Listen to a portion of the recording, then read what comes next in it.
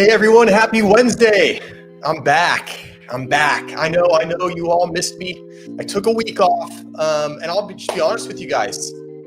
I don't like 9/11. Last week was 9/11. I just didn't feel like live streaming. So hope you all can understand that. I'm super pumped to be back this week. We have a great stream for you guys tonight. And if you're catching this on the replay, you're in store because we're going to be talking about the latest news that just dropped regarding the Fed and interest rates and how that's going to affect things a little bit. So we got a lot of good stuff to talk about. For those of you that are new here, my name is Joe.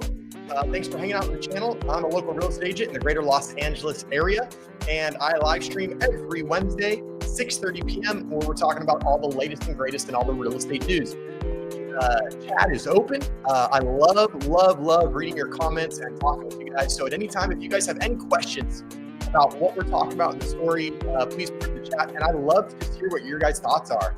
And I love to know if you guys are agreeing or disagreeing with whatever we're talking about or what's said in the article. So please don't hesitate to sound off in the chat. Always love talking with you guys. That is the very best part about live streaming. Obviously, we got some big news coming out of the Fed, interest rates, housing market. A lot has happened, and we're going to dive right into all of that very shortly. And if you're new around here, right down in the bottom right here, there's a thumbs up icon. Thumbs up. Please like the stream. It really helps me out. Even if you're watching on the replay right now, hit that like. Really helps push the stream to more people. And if you're not a subscribed viewer, please consider subscribing. Totally free. Doesn't cost a cent. And it'll keep you up to date when I release new content and go live on these live streams. So without any further ado, let's go ahead and get into it. Guys, I do have a new piece of equipment. I got a new mic tonight. So let me know how things sound. I'm still working on like balancing the levels and things. So let me know how I'm sounding. If I'm too quiet, I can pump it up a little bit. So let me know how it all sounds. All right, let's get into it, guys. So we got a lot of stuff to get into. We're starting off with a video from Yahoo Finance. Then we're going to an article from Housing Wire, which, as you guys know, is one of my favorite outlets to get the latest housing and mortgage news. And then we have an article. We have an article from Fox Business that's talking about how these Fed rate cuts are actually a problem. And then if we have time, we got another article that is talking about how, yeah, we've got some good momentum with interest rates, but there's still a few things to be concerned about with the housing market looking ahead. So we're going to be talking about that if time permits. Here we go. Is it hitting the like before and akin to tipping the waitstaff before being seated? Yeah. But see, MH, you already know me. You already know you like me, right? So you can hit that like button.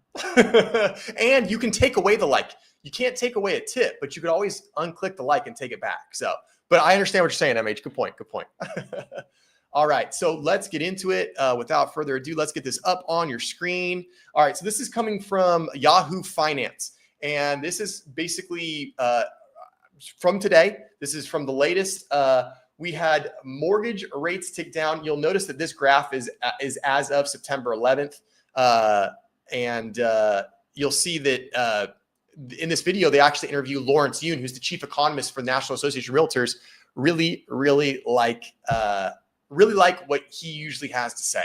So let's get into it. Interest rates are at the lowest levels we've seen in a year. While the Federal Reserve's benchmark interest rate does not directly affect mortgage rates, they are connected. So how will a cutting cycle? Yeah, remember that, guys. Real quick for the recap, for those that you don't know, the Fed determines the federal funds rate.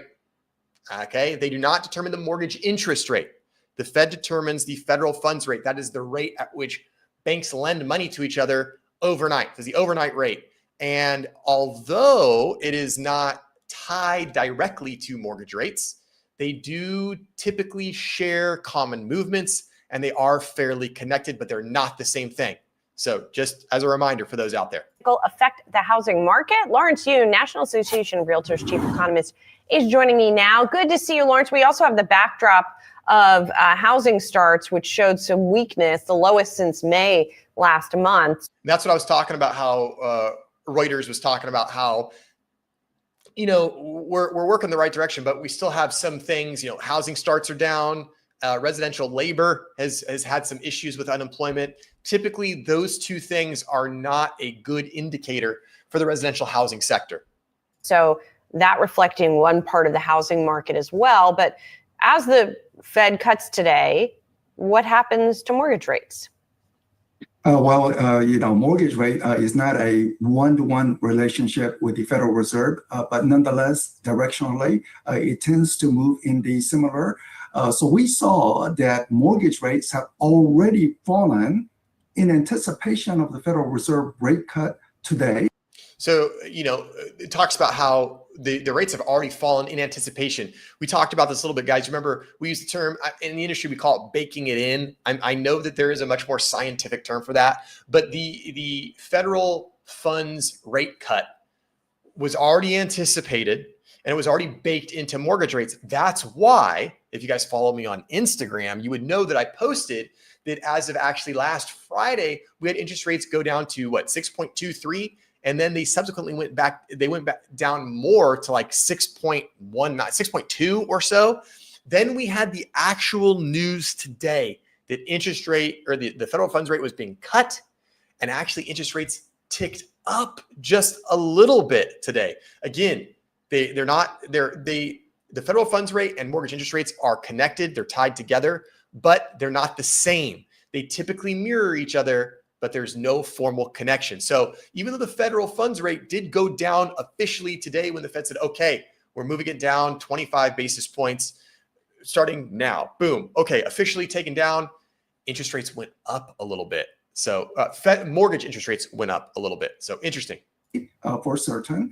And then I think the question is, how many additional rounds of rate cut in the upcoming months? In my view, at least through this year, it could be 2 or 3 additional.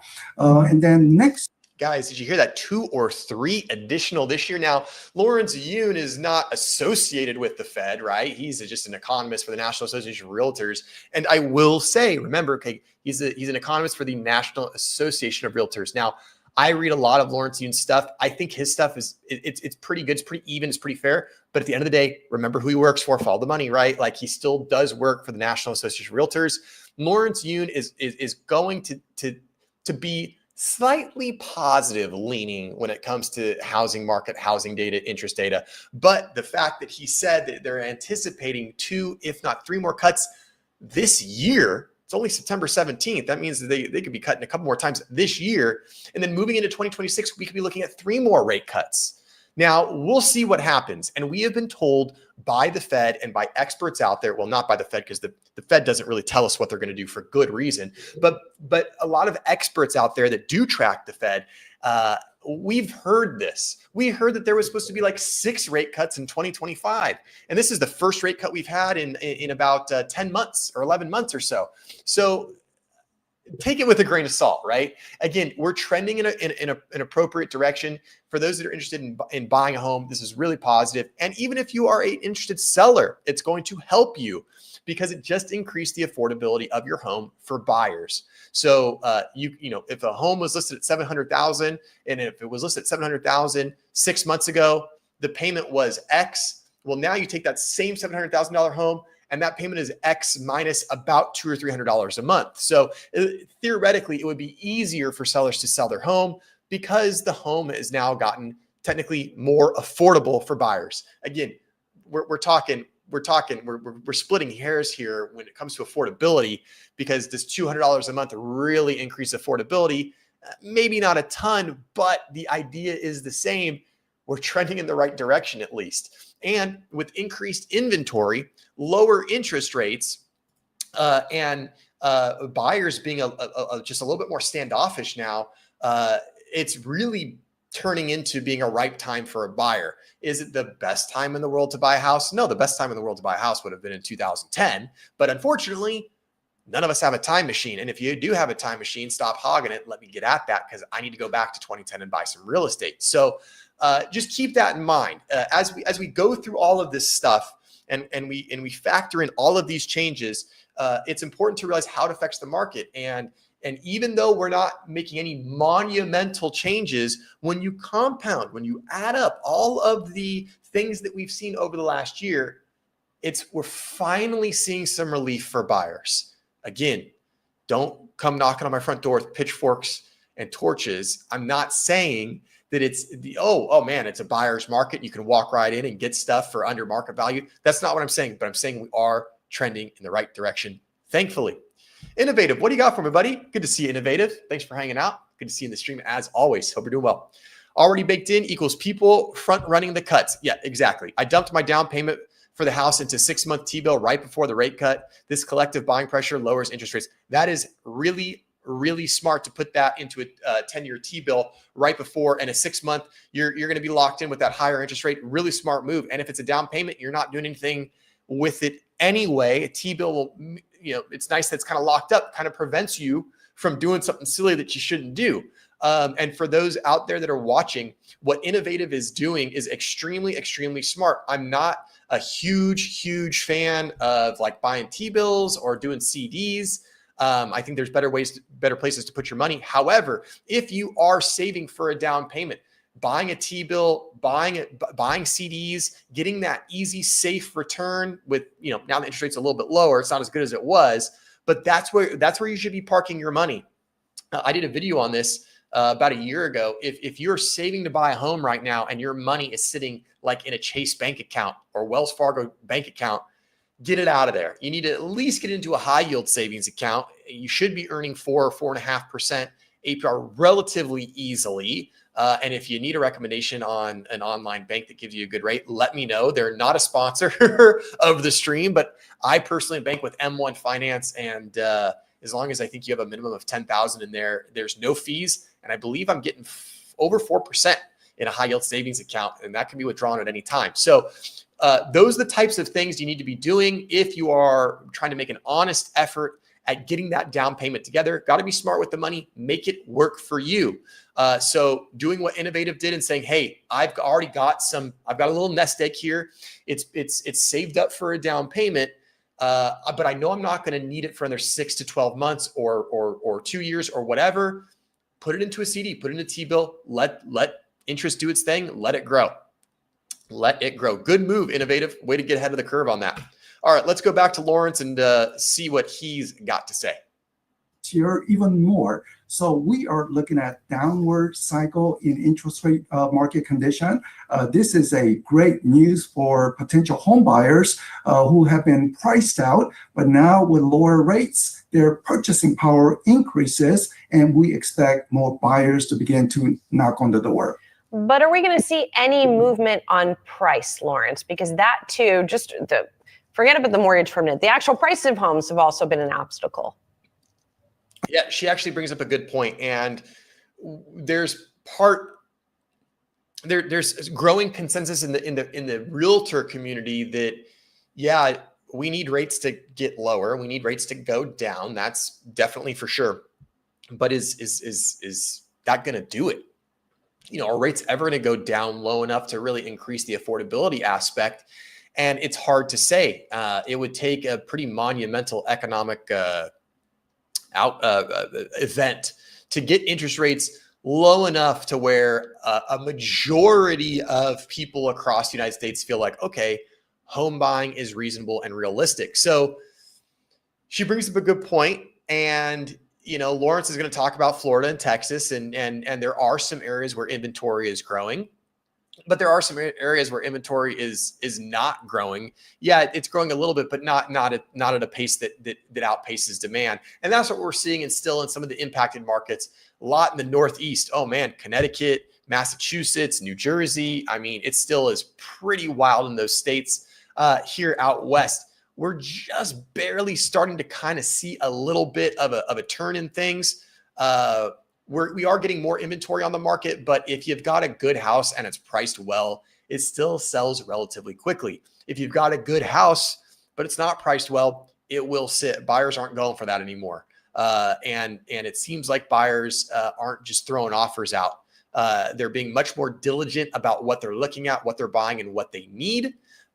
So here in Southern California, in my market, in the greater Los Angeles area, still houses are moving relatively well in comparison to a lot of the other parts of the United States. but we need that inventory to pick up. And that's what Lawrence is going to talk about right now. So the home prices have been in a spectacular increase from 5 years ago. Compared now with pre-COVID condition, many markets seeing about 50-60% price appreciation, and it has really not come down in many markets. 50 to 60% price appreciation in most markets since COVID. That is crazy. And that also goes to show that when we talk about or when we hear the crash bros, online, on YouTube, the ones that are, actively talking people out of buying homes because renting is cheaper, something like that. It's interesting because I just lost my train of thought, which doesn't usually happen to me. And it'll come back to me. I know that it will. As soon as I hit play on this, I'm going to think of it and then I'll pause it again. Watch. I'm going to go back a little bit and I'll think of it. Appreciation. And it has really not come down in. I told you guys, I think of it. So 50 to 60% appreciation since COVID. So when these crash bros talk about how prices are falling, prices are collapsing, unless they collapse in the order of 40 to 50%, that still doesn't put us before, pre-pandemic pricing. So if the price of a commodity goes up 50% in 5 years, and then in 2 years it goes down 15%, is that a crash? I wouldn't consider that a crash. Was there a correction? Maybe. Was there a price reduction? Certainly, but not really a crash. And that's, a lot of the doomers right now are holding their hat on. See, look at all these price drops. Well, yeah, but prices went up 50, 60%. So if someone lists their house and then drops the price 10%, are they really cutting the price? I don't know. I don't think so. Many markets. We have seen some markets like Florida and Texas, additional inventory, some price adjustment in those areas. People should view it as a second chance opportunity to get in, given the strong job creation in those states. Now that, people should view this as a second chance opportunity. Florida and Texas, people should see those areas as second chance opportunities right now while inventory is higher and interest rates come down. Interesting part is that is maybe one thing that I don't agree with Lawrence on. I don't know if I would consider it a second chance opportunity because that makes it sound like we're priming for another kind of run up. And I don't see that being the case. Maybe it's just an opportunity because as inventory goes up in those areas, that certainly increases buyers' leverage and buying power. And you can certainly get a much better deal, get closing costs, paid for, partially paid for, get the price lower, things like that. But to say that this is a second chance opportunity, I think that's a little bit misleading on his part. I get what he's saying. He's basically saying that if you are really looking to buy a home or you're looking to buy a home in either the Florida or the Texas market, there is opportunity there that is better than some of the other areas of the United States. We anticipate is that with the income rising roughly 4%, if home prices can rise below that level, it will be healthy development. But this morning's housing permits data, which is a lowest in a year, that's not a good sign. That means we could face housing shortage again. So he's saying that, and this is part of the stuff that we're going to get to later if we have time, but housing permits, housing starts are the lowest they've been in a long time. And so, basically what he's saying is he's saying that, well, if we don't build houses and housing starts are low, then we could have a shortage problem. And as people kind of feel like, oh, Florida, Texas are affordable areas of opportunity, and they start buying in those areas. Well, if we don't continue to build homes, we could find ourselves in another shortage. And the other part that he touched on was, well, if wage growth in Florida and Texas is around 4%, and if home prices can grow at or ideally less than 4%, then theoretically wage appreciation would outpace real estate appreciation, and therefore it should make it a little bit easier to buy a home. But we got a long ways to go before we get there. So we need to ensure there's an adequate supply once the buyers come into the market. Any unnecessary obstacle to building more homes, those need to be removed. because we need more supply to match up with the anticipated rising demand. Well, what are the biggest obstacles at this point? Well, sometimes, you ask the home builder some of the permit requirement in some states. This is what we've been talking about for a long time. Permit requirements in some states, especially here in California, where you gotta move heaven and earth to get a building permit. And they are trying to relax some of those laws, and they keep passing legislation in my state of California that allows developers to develop more, but it's not necessarily the correct product in the correct place. And then you wonder, well, if they're building the wrong thing, are people even going to want it? In a place like Southern California, someone's going to buy it, someone will rent it.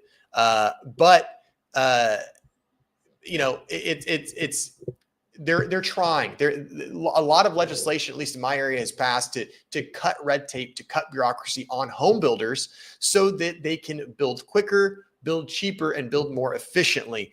Cutting red tape in terms of the permitting process and building process is probably one of the easiest and biggest impacts we could have.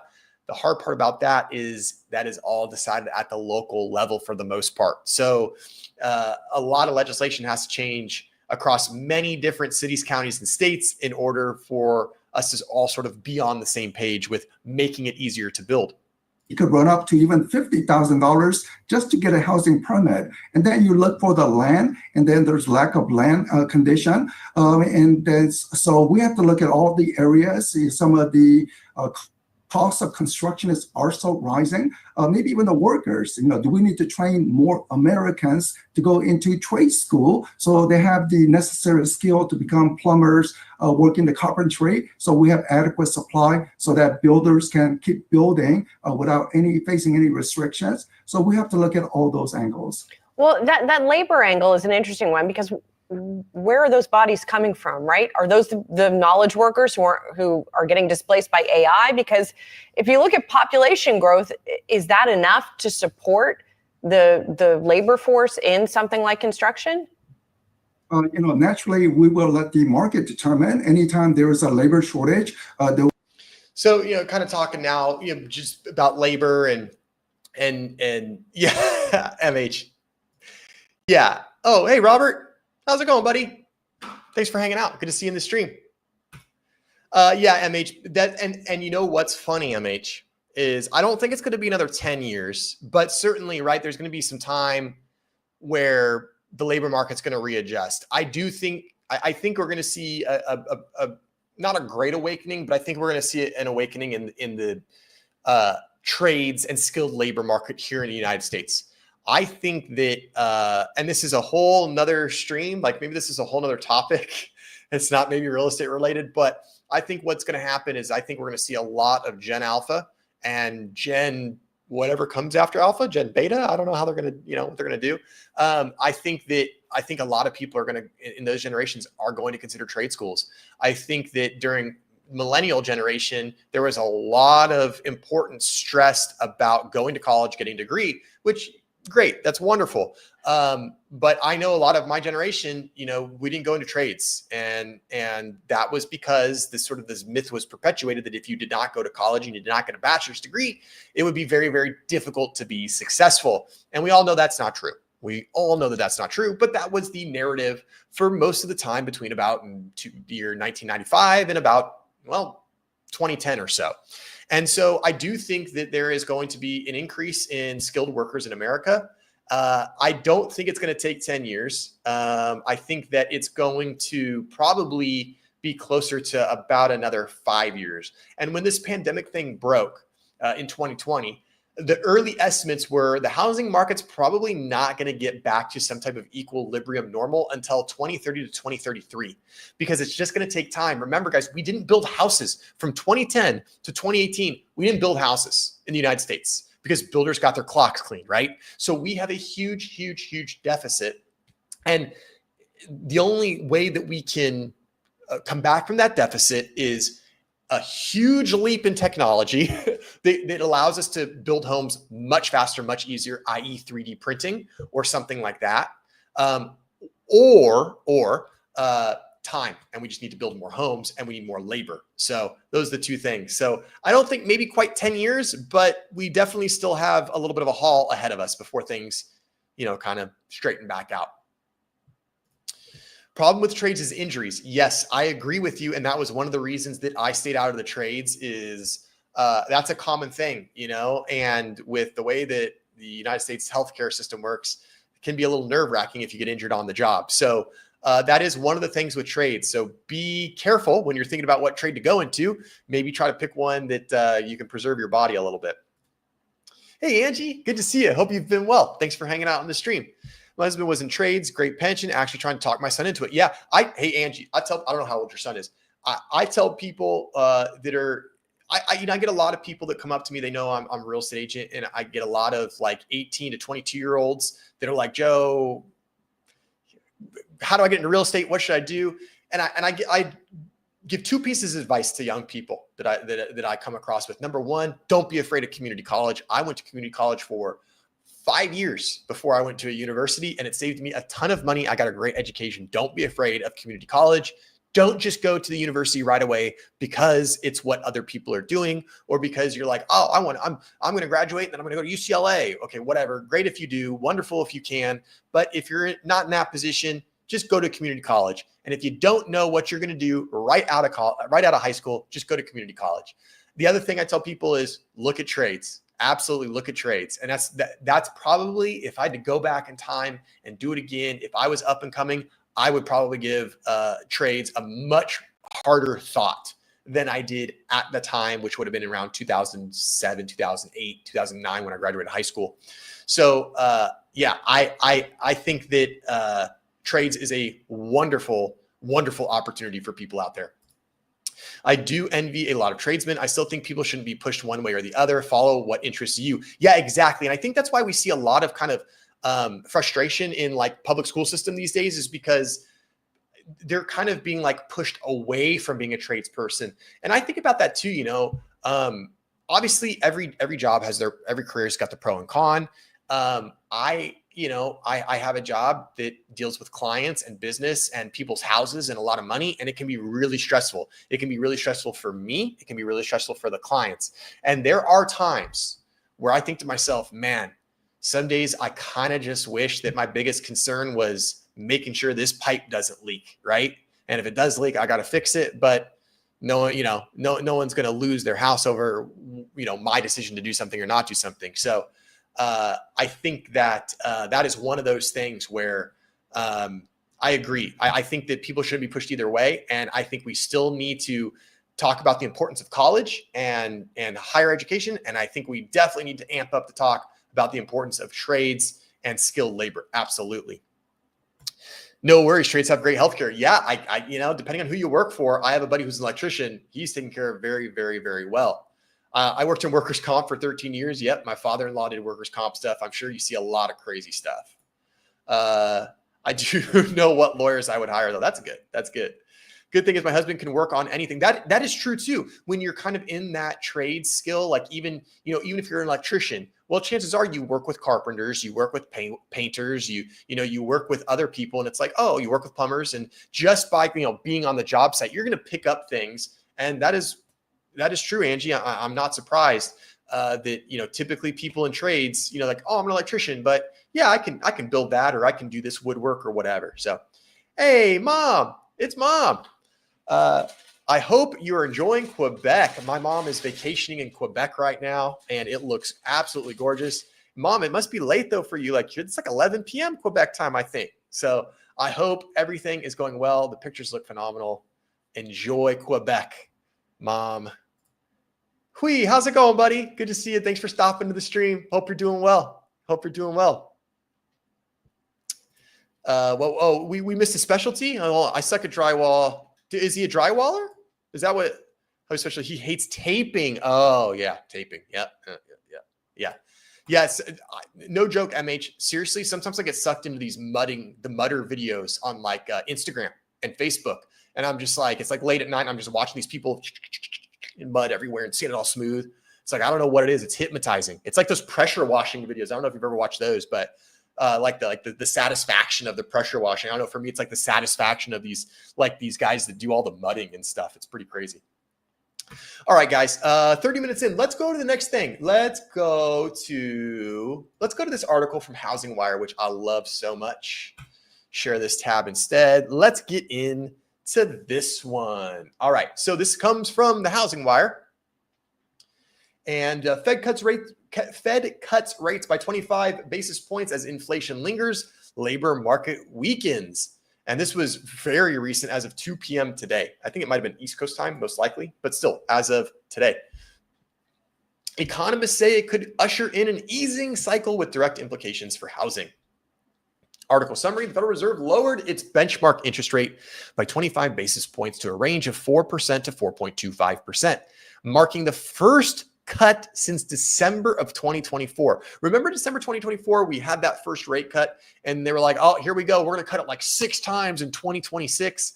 Yeah, they just cut it for the first time. That's why, even though Lawrence Yun says, we're anticipating like 2 more cuts this year and maybe 3 cuts next year, we'll see about that.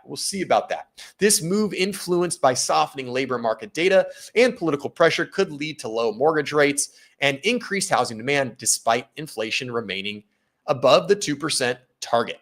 The Federal Reserve lowered the benchmark rate by 25 basis points on Wednesday. The first rate cut since December 2024 marks a new phase in the central bank's effort to balance maximum employment and stable prices. Remember, that's what the Fed cares about. We want max employment, get rid of inflation. That is what the Fed wants. Economists say it could usher in an easing cycle with direct implications for housing. And that's what some of the pundits were talking about, is it's not necessarily the importance of the lower interest rate. What it is it's the importance that maybe the Fed is changing their tune. The Fed has been very, very sort of cautious, very, very safe. And what some people are thinking is that now this could kind of usher in a new era for the Fed, where they start to go, okay, labor market not as strong, inflation's not where they want it, but it's steadily in this 2.5% to 3% range for the most part, which is acceptable. And so now some people are thinking, okay, this could be the beginning where the Fed starts cutting rates. I don't know. We'll see. I beg to differ on that. We'll see. Recent indicators suggest that the growth of economic activity moderated in the first half of the year. Job gains have slowed and the unemployment rate has edged up but remains low. Inflation has moved up and remains somewhat elevated, the Federal Open Market Committee said in a statement. The committee seeks to achieve maximum employment and inflation at the rate of 2% over the longer run. Uncertainty about the economic outlook remains elevated. The committee is attentive to the risks to both sides of its dual mandate and judges that downside risks to employment have risen. The move brings benchmark rates back to levels last seen in November of 2022, when the range stood at 3.75 to 4%. Fed officials have acknowledged that inflation remains above their 2% annualized target, but they pointed to softening labor market data in the decision to lower rates, suggesting their stance may have become overly restrictive. So that's kind of why some people are talking about, like, oh, maybe the Fed's changing their tune. Maybe they're sort of quietly admitting that they were too restrictive, because how long did we hear them say we're not lowering rates until we get that inflation rate at or around 2%? Well, we only saw it at 2% like one time. It blipped there once and it never really stayed there. But now the labor market is softening a little bit and the Fed's going, okay, well, we can cut rates. So people are kind of saying, like, well, hey, wait a minute. You said that you were going to cut rates until inflation goes down. And inflation hasn't gone down. And now you're cutting rates. And so people are like, oh, okay, let's see. What could this be? Angie, I think the labor market is worse than projected. Yes, absolutely. I mean, we got 2 horrendous revisions, 2 terrible revisions, and the labor market is certainly starting to feel some pain. And we'll see if it continues, and we'll see if it is going to be a legitimate problem or if we're just experiencing a hiccup. Again, I think there's a lot of pressure. I think that there's uncertainty with the Fed. There's uncertainty with interest rates, and we still have these tariffs, and we don't know how they're going to affect things. I'm very happy to see that it seems like tariffs haven't had a significant effect on the American consumer yet, but we'll see what happens. There's still some thoughts out there that perhaps we're still working on, this inventory that was backlogged, and we still have kind of this backstock of inventory that was pre-tariff. And once a lot of businesses work their way through that, then they are going to start raising the prices. We know prices of some goods have gone up, but I don't know if it's been to the magnitude that maybe some people thought it would be. So we'll just have to see about that. Yeah, they can learn to code. Oh, wait. Yeah. Chat GPT codes really well. So don't know if that's going to work. Angie, my son has been looking for a job since May, sent out hundreds of resumes. Yeah, I hear it. I just heard someone locally today graduated in June of 2024 from college with a computer science degree. And they just got hired like a month ago, finally. Angie, just out of curiosity, what like degree did your son get, or like what field of work, or what's he looking to get into? What field is he looking to get into? I'm just curious to see if there's a pattern of which fields are slower to hire than others. So just be curious to know. Inflation accelerated in August, rising 2.9% year over year compared to 2.7% in July, according to the U.S. Bureau of Labor Statistics. On a monthly basis, inflation increased 0.4%, double July's 0.2% figure. Meanwhile, non-farm payroll employment rose by only 22,000 jobs, and the unemployment rate held firm at 4.3%. Fed Chair Jerome Powell told journalists Wednesday that while the unemployment rate remains low, it has edged up. Job gains have slowed and downside risks to employment have increased. Inflation has risen recently and remains somewhat elevated, while changes to government policies, including higher tariffs, continue to evolve, leaving their effects on the economy uncertain. What were we just talking about? There still is a level of I don't know. Powell said a reasonable base case scenario is that these effects will be relatively short-lived, but they can also prove more persistent, a risk that needs to be managed. Based on this assessment, the Fed shifted monetary policy from restrictive to a more neutral territory. Again, that's not bad. That's not bad. Wednesday's Fed decision comes after sustained pressure from the Trump administration, which has pushed for faster monetary easing. Among the administration's actions, it has shadowed Chair Jerome Powell, brought mortgage fraud accusations against Fed Governor Lisa Cook, and installed Stephen Moran to fill the remainder of Adriana Kugler's term through January 2026, following her resignation on August 1st. So yeah, they're talking about just the different pressures that we're facing.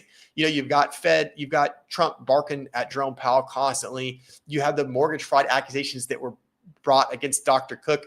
Meanwhile, an appeals court said, Dr. Cook, Trump, you can't fire Dr. Cook. She gets to stay in place. She gets to vote. She gets to do her thing.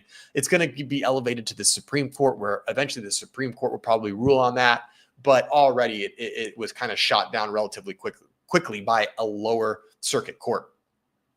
Moran was the only official to vote for a 50 basis point cut this week, a move typically taken when the Fed feels policy is out of place and needs to move quickly, which is not what I feel certainly now, Powell said. Remember, this was the guy, Stephen Moran. This was the guy that filled in for Adriana Kugler, who just kind of strangely and sort of suddenly resigned from the Fed. And we don't know why. I have a feeling that she received a phone call, probably from someone very powerful in our federal government. And that person probably did one of two things. That person probably said, hey, Adriana, it would really, really be bad if this news got out. Or they said, Adriana, it would be really, really good. And it would be really good for you. It'd be a really smart move if you resigned, because some favorable things might happen to you. That's what I think happened. I think Adriana, and I don't know which one it went, but I think Adriana either way was very, very motivated to resign from the Fed. And then who gets put in? President Trump's pick, Stephen Moran. And of course, he votes for the most aggressive rate cut that you could vote for. Not surprised by that. Regarding Moran's ties to the Trump administration and concerns about Fed independence, Powell emphasized that there are 19 participants, with 12 voting on a rotating basis. The only way for any voter to really move things around is to be incredibly persuasive with really strong arguments based on the data, Powell said, basically saying, you can't, it's tough to pack the Fed because there's so many people that vote. Fed's dovish moves. Basically, they're just saying that, they're changing a little bit and it could be getting a little bit more opened up. Reactionary move. Eric Schmidt, consumer director executive for Chase Home Lending, said that it's difficult to predict where rates will go as they don't always move in predictable ways. While we are seeing positive indicators of lower rates, there is always the possibility for rates to go up again, which actually we saw in the second half of today. Schmidt said, adding that Chase has seen increased demand from prospective buyers as rates have dipped in recent weeks. And I reached out to a couple mortgage lenders today, and a couple mortgage lenders, I asked them, I just said, hey, what type of activity are you seeing? Are you noticing an uptick in, people contacting you about, hey, I want to try to get pre-approved? Are you seeing mortgage applications improving? Are you seeing contracts get accepted? And of course, refis are up with the interest rate move, but both lenders said, yeah, we had a little bit of a lull, during back to school. So about 3 weeks ago, there was a little bit of a lull. 4 weeks ago, there was a little bit of a lull, but it's really picked up in the last week or two in terms of new mortgage applications. So that's the very first indicator in buyer demand, that buyer demand is or could be seeing an uptick in the real estate market because, well, interest rates are the lowest they've been in 11 months. So anybody that's been on the fence, now it's not a bad time, and we are still seeing buyers have some pretty good leverage. So it could be a good time for you to make that offer that's under the seller's asking price. Maybe you've been able to find a home that's been on the market for 30, 35, 40 days. Maybe now is the time. If it's listed at 700,000, maybe you make that 660 offer. Maybe you ask for 10,000 in closing costs, and maybe you see how the seller responds. Don't be afraid to make that offer. If your buyer's out there, make the offer. You never know what could happen. And the worst that happens is they say no. Angie, let's see what you got. He was working for a German company, and when tariffs happened, they laid a bunch of people off because they import a lot of parts from Europe. Interesting. Yeah. So they were probably trying to make up some room for those tariffs by saving some money on payroll, would be my guess. So yeah, there you go. Tariffs affecting American employers or American employees right there. New York-based Tomo Mortgage CEO Greg Schwartz expects the Fed to keep easing with roughly 3 cuts by year end if incoming data on inflation and jobs continues to soften. I think that's pretty optimistic, but hey, we'll see. A single 25 basis point cut is largely priced in, so the move alone should not swing mortgage rates much. Mortgages key off the 10-year treasury, which reflects both the current decision and the forward path. If the SCP and press conference indicate the Fed is seeing moderating inflation and a softer economy, that could pressure the 10-year lower and nudge mortgage rates down. Foundation Mortgage CEO Mark Halpern characterized the Fed's action as a reactionary move rather than a proactive one aimed at reversing a slowdown in the economy. This is particularly notable in the mortgage market, where lenders have already priced in at least 2 rate cuts this year, Halpern said. With only 2 Fed committee meetings left until next year, and considering consumers are showing increasing signs of stress as inflation remains stubborn, we may see a rate cut at every meeting until 2026. Well, we will just see about that. So let me see what we got here in this last article. Oh, can we get through it? Yeah, we can. We got enough time. This is a pretty short one, so we can get through this. Let's put this up on the screen. All right, so we've been talking about how we're all very excited about mortgage rates, and we're all very excited that we have some positive movement, and that should be sort of a beacon of hope in the real estate community and the real estate market. However, somebody just came out in the Trump administration. You might recognize his name, and they say experts warned Federal Reserve has frozen up the American dream with incompetence. So before we get into that, we got a comment from Cackleberry, one of our regulars. Hey, Cackleberry, hope you're doing well. Good to see you in the stream. I think it depends what field you're in. My son-in-law just had 4 job interviews last week and got hired already by one and was offered the job at another one. Wow. Okay.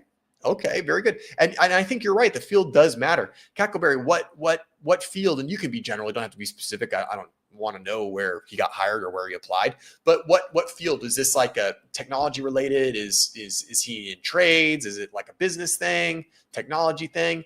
Let me know if you can, because I would just like to, just kind of curious. All right, guys, let's put this one up on the screen. So Trump advisor Peter Navarro calls Fed policy a disaster as central bank cuts rate by 25 basis points. So here we are. Peter Navarro blasts the Fed, says rates should drop by 50 points, and Powell has been a disaster. This gentleman here, Peter Navarro, he doesn't like the Fed. He does not like Powell, and he really does not like the rates being this high.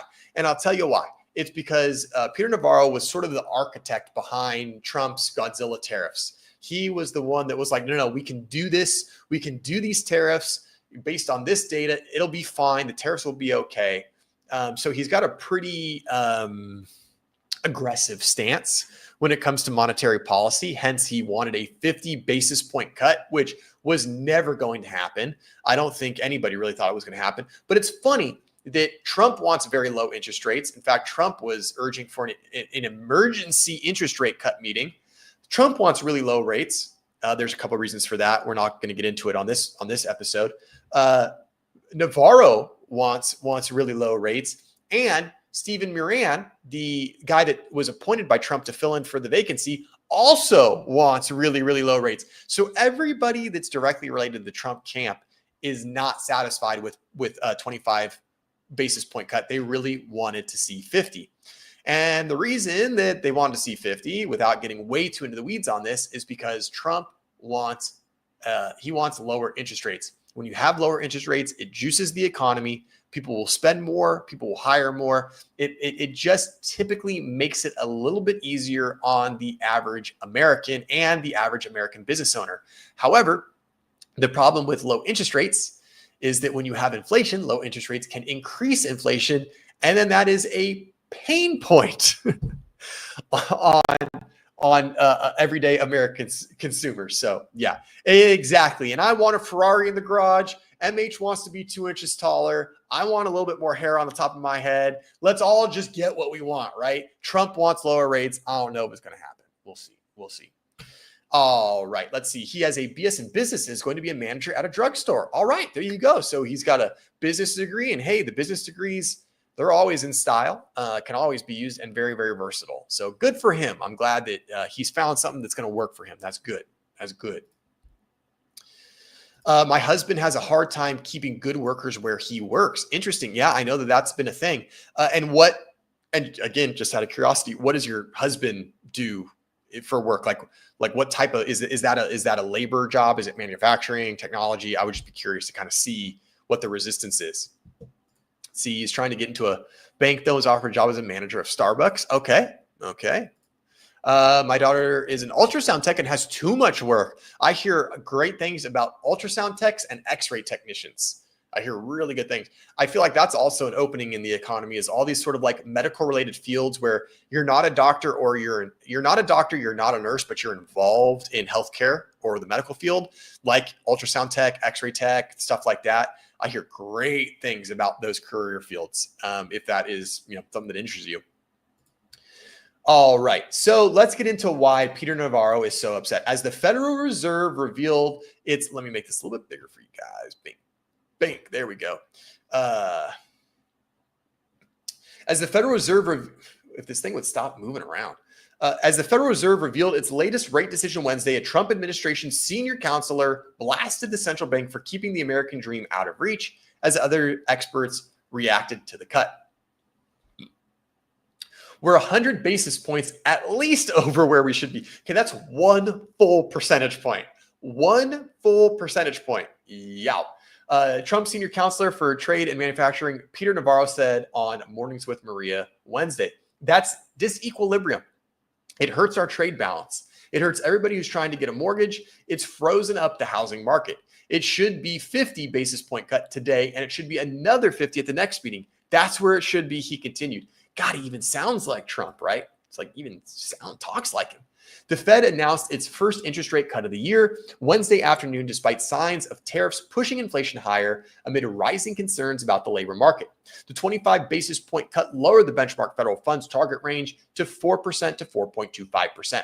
Markets had priced in a cut, with the CME Fed Watch tool showing a 96% chance of a 25 basis point cut and a 4% probability of a larger 50 basis point cut.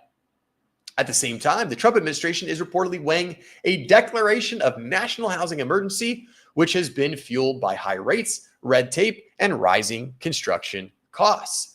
Other experts and politicians also called for a 50 basis point cut, like Senate Banking Committee Chair Tim Scott, Republican from South Carolina, and Miami-based Douglas Elliman agent and managing director Joe Azar. Well, of course, a Republican from South Carolina wants lower cuts because that's what Trump wants. And of course, an agent and managing director of a real estate firm wants lower interest rates. Of course. In the brokerage community, we would love to see a rate cut anywhere from a quarter to a half point, ideally a half point, and things have picked up over the last 2 weeks, Azar told Fox News Digital. I think you'll see a jolt in the real estate market if we get a cut this afternoon. Yeah, I don't disagree. If you get a cut, if you get this cut today for an end user, depending on the profile and the type of loan they're taking, that is drastic, because overall it's going to help the buyer save more money on their spending power. Azar continued. Yes, I don't know. I would maybe argue with the drastic. I mean, $200, $300 a month. It's nothing to poo-poo, but also it's not, you're not home free by saving $200 a month. Buyers and sellers aren't solely focused on rate cuts either, the Douglas Elliman broker argued. A lot of my clients are also looking at the 10-year Treasury yield and also the 5-year. What I think the Fed is trying to do is cut the short-term rate, which, what I will tell you, will affect the adjustable rate mortgage loans. So obviously the short-term rates affect shorter-term loans. So your 7-year ARM, 5-year ARM, 10-year ARM, things like that. I talked to Fed Governor Stephen Muran about two really important things. Senator Scott said on a call with Fox News Digital, the independence of the Fed and sharing the president's vision for what moves our economy forward. The president has done such a good job of moving our country forward. Scott added, what else does he need? One big thing, I think, lower interest rates. Navarro called the Fed trajectory under Chairman Jerome Powell a disaster, arguing that Powell and Democrats are making partisan decisions. This is just like, I'm not going to get into the commentary. I'll get into the weeds on this. Personally, I don't believe the trajectory under Chairman Jerome Powell has been a disaster. I think that is a huge hyperbole and is a huge exaggeration. Certainly not a disaster. The Fed has an incredibly difficult job. Jerome Powell has an incredibly difficult job. And it's even more difficult when the president is always breathing down your neck to do what he wants you to do. Has Jerome Powell been perfect? No. Has Jerome Powell made mistakes? Yep. Has the Fed gotten a few things wrong? Absolutely. But overall, they did have a pandemic to contend with. They did have Godzilla tariffs to contend with. They did have a lot of things to contend with in the last 5 years. I think overall, they're doing an okay job. People talk about how an attack on Powell's an attack on Fed independence. It's not. It's Fed incompetence, he said. I don't think the Fed is incompetent, but that's up to them. So really interesting to see where things go. Before we do our next thing, let's go to Mortgage News Daily, and let's just see what they're quoting right now. Share this tab. Look, right on the Mortgage News Daily website, right? Look at mortgage rates higher, not lower, after the Fed cut rate. And that was today at 3:53 p.m., probably East Coast time. As of right now, we're looking at mortgage rates at 6.22%. They actually went up almost 1/10 of a point today. So for a moment, I believe we did dip into that 6.19 sector, and now we're up into 6.22. So we'll see where it continues. Obviously, we're trending again. We're in the right direction. This is where we want to be. This is where we want to be trending. So we'll have to see how things continue, how things factor. I mean, for a well-qualified buyer, see 30-year FHA, 5.95%. That's pretty amazing. That's pretty amazing right now to see under 6% for that 30-year FHA loan. So those buyers out there that maybe have some credit challenges, there is some real opportunity in that FHA loan for you. And if there are any buyers or sellers out there and you are thinking to yourself, God, these interest rates are low, it might be the right time for me to buy or sell. Well, you can head on over to workwithjoerealtor.com. It is in the chat and it's up on your screen. And you can hit any one of these buttons and you can get connected to me. And you can fill out a little questionnaire about what you are looking for, whether it's buying a property, selling a property, or leasing a property. And I can get you connected with a great real estate agent. Don't just go to Google or Zillow and type in like real estate agents near me. That is a surefire way to get a really, really crappy real estate agent. So let me do all the work for you. I have a huge network of agents all over the United States that I have partnered with, and I can refer you a great agent anywhere across the United States. And I've got good news. If you're located in the local Southern California area, if you're in Orange County, LA County, or the Inland Empire, guess what? You can work directly with me. I am an accredited buyer's representative by the National Association of Realtors. I represent a lot of buyers, and I have also sold about 8 listings this year alone. So we've been getting a lot of listing work. So either way, whether you're looking to buy a home or sell your home, Joe has got you covered. So head over to workwithjoerealtor.com and you can learn a little bit more about that. No. See, MH, this is a great example. Don't just call the number on the best bus bench. You're going to get one of those, what we call 80% realtors. And the 80% realtors, they suck. You want a 20% realtor just like myself. And speaking of recently sold homes, I got to brag a little bit, guys. I got to brag a little bit. This has been my most recent sale. So this one just closed escrow today. This one just closed escrow today. In fact, it's going to be updated in the MLS very shortly to show closed. This was a stunning property in West Covina on a hillside. And this is how we market and sell properties, guys. This is how we do it. So you can see it had a beautiful view of the mountains kind of in the background. Really nice courtyard, beautiful private backyard with a pool and spa. This one just closed. We sold this one with multiple offers, sold in about a week and a half, and escrow was about 30 days. This is a beautiful, beautiful property in the South Hills area of West Covina, California. Wonderful clients on this one. Man, they were like the best clients, like just awesome clients. I made friends with these clients.